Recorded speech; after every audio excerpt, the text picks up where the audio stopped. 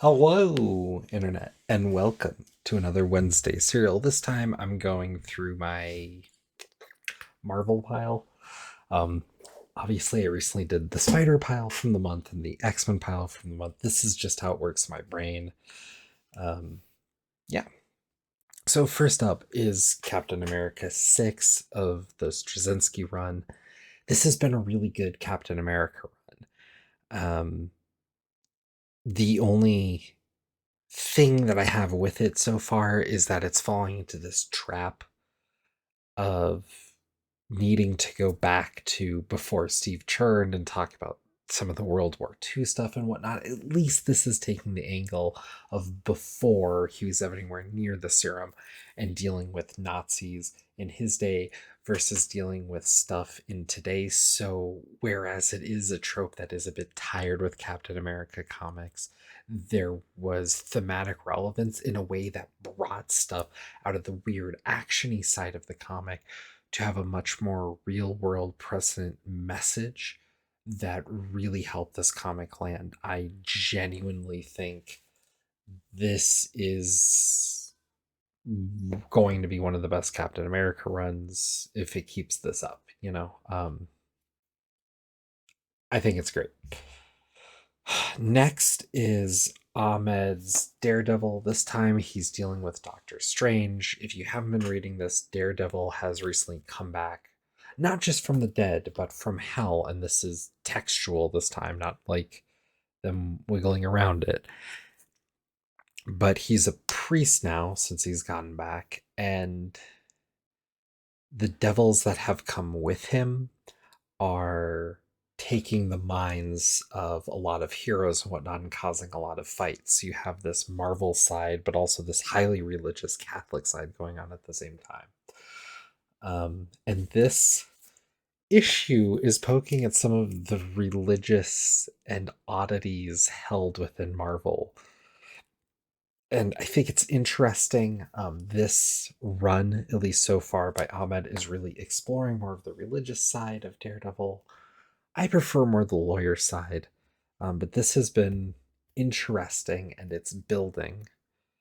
And I like it a lot more than where Zdarsky had the character. So I'm enjoying it, but it is a bit more lukewarm. But it's been a good book and only one issue a month quality, it's where things should be. And then we wrap up Daredevil Black Armor, going back to a 90s moment with the character. And this was a fun little aside that plays at some corner of Marvel's more than Daredevil might have in the day. I don't know. It was a fun book. It was a fun little mini. Marvel's been doing a lot of these callback minis, bring back Smolder creators and whatnot to punch up while they have these longer runs going. Not so much needed for Daredevil, but Daredevil rarely has B books. The frequency of it has certainly shot up more in recent years, but it's very weird that this month there was the main book, this B book, and then another mini in relation to gang war. And what makes it work, though, I guess, is there's the main book, and then the other one is Elektra as Daredevil, and then this one is set back when. So it doesn't feel like it's crowding as much. Um, Next is North's Fantastic Four, issue 17. There's this whole long arc about them waiting for their family to come back for a year while they're on the run. We're mostly past that. And there was something about some bones and time travel in this issue. I think this issue didn't catch me quite as much as a lot of the others in this run so far, but by and large, this remains my favorite Marvel book every month. I don't think that was the case this month, just because it was dealing with some weird time travel stuff that I didn't particularly love, and Rama Tet as a villain, who's a character that doesn't quite grab me the same way. I don't know. Perfectly fine issue. Perfectly fine issue. Just as we get down the pile, there was some stuff that really caught me. So, still a great book. Next is Punisher 4. This is Propose's New Punisher, very much in the vein of the old one. Joe Garrison is this Punisher. I keep kind of blanking on the name. I think the biggest misstep they did with this Punisher is just making him another white guy. Uh, there is some chance to play with stuff, but they also apparently only had 4 issues. Like, this is, as far as I know, it for now, which sucks. Because this, in 4 issues, built up a fair amount of mythology, playing off of old stuff, doing some new things with it, and would have been fun to see it go for at least a few more. Um, the hard part was I have found some inroads, or at least keep tabs on a lot of the larger Punisher community now, since I did a much larger read through of Punisher last year. And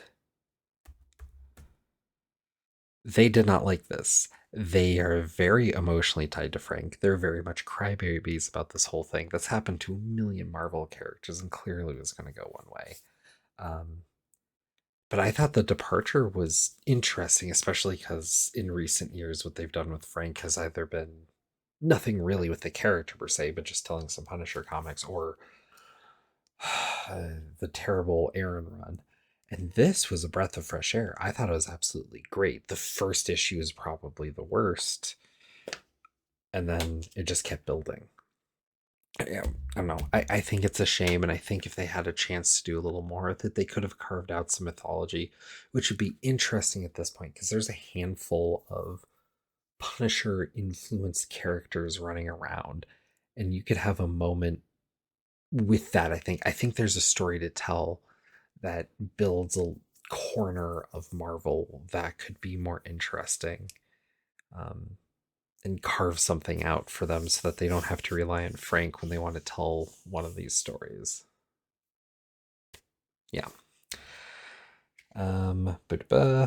Oh, I kind of skipped one out of sequence, but who cares? A giant sized Fantastic Four #1 is a lie. This is an annual written by Fabian Nicieza, and it deals with this Atlantean prisoner who actually isn't that bad, but the Fantastic Four punch first, which feels a little out of character. I don't know. It's an okay comic, but it's very forgettable. But it's half of the size of this thing. The other half is an old Kirby Lee story, 33, I think I want to say. Let me look it up. 33, yeah. Nailed it. I Yeah, I would skip this if I were you. Honestly, it has nothing on the main run going right now, and this story will be forgotten. It's just not necessary. And then we get to the ultimate side of Marvel. Ultimate Spider Man 2 for me was an upswing. This is a bigger issue for me than issue 1 was, which is very big for a lot of people. This is to me showing promise, showing some more direction, and building some things up in a way. And also, I'm starting to draw some comparisons now between this and Bendis's Ultimate. By issue 2, we're getting a lot more of a number of things than where Bendis was building up Peter in high school and oh my god, there's Mary Jane. We're already past a lot of that. And this comic is doing so much of what I want to see a superhero comic deal with now, dealing with the family, dealing with an older Spider Man, which is something a lot of fans have been clamoring for.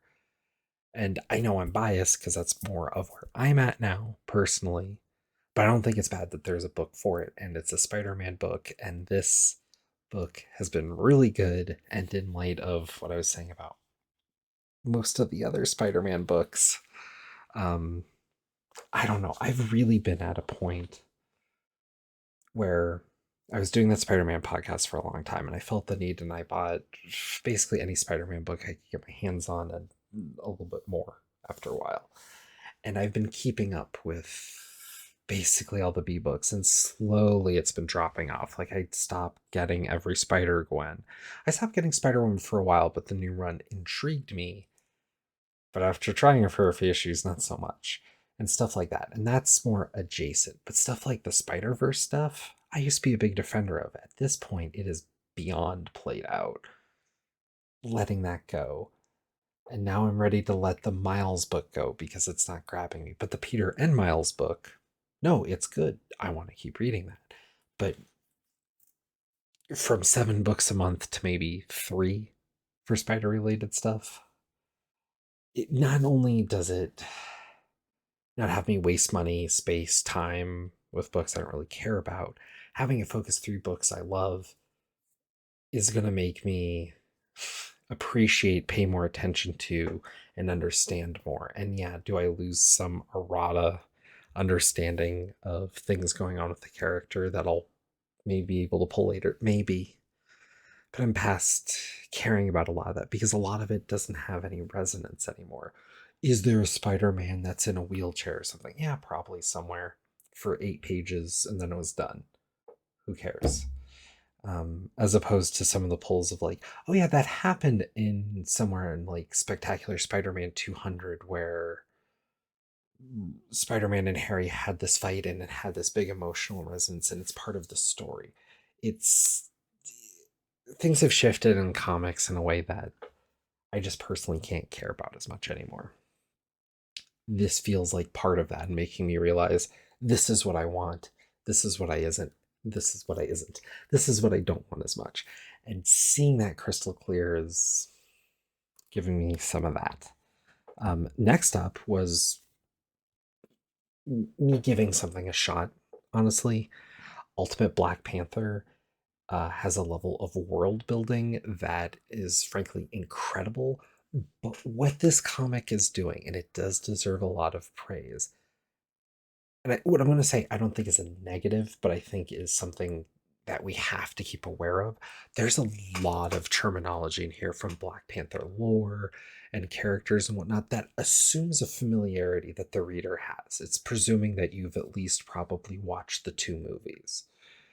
Um, and that's fine, I think, for the most part, but it's interesting that trusting the audience to have that level of familiarity allows them to scale so fast in one issue with a number of things. But I've tried Black Panther a number of times throughout the years since Priest Run, which is to me the greatest. I know Hudlin had some good stuff. It didn't grab me quite the same, but good run nonetheless. But a lot of the other ones after couldn't really get into.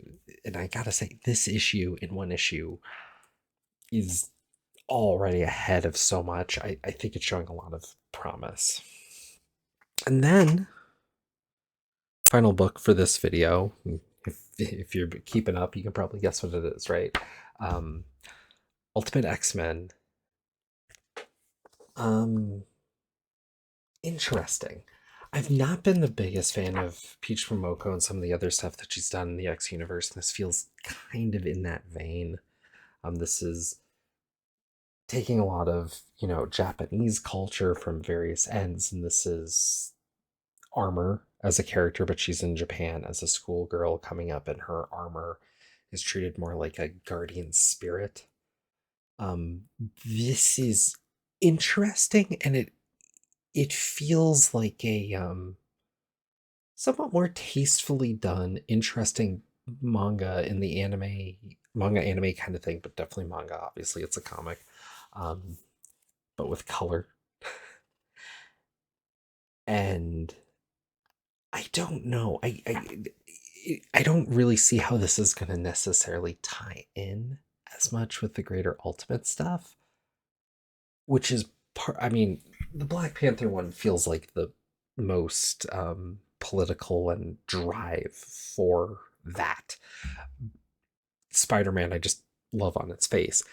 This feels like a weird comic to come out from Marvel, and it has an artistry and a vision and something, and I want to keep getting it. It's far from my favorite book of the pile, but it is something different, something concise, and I don't quite know where it's going. And there's something special about that too.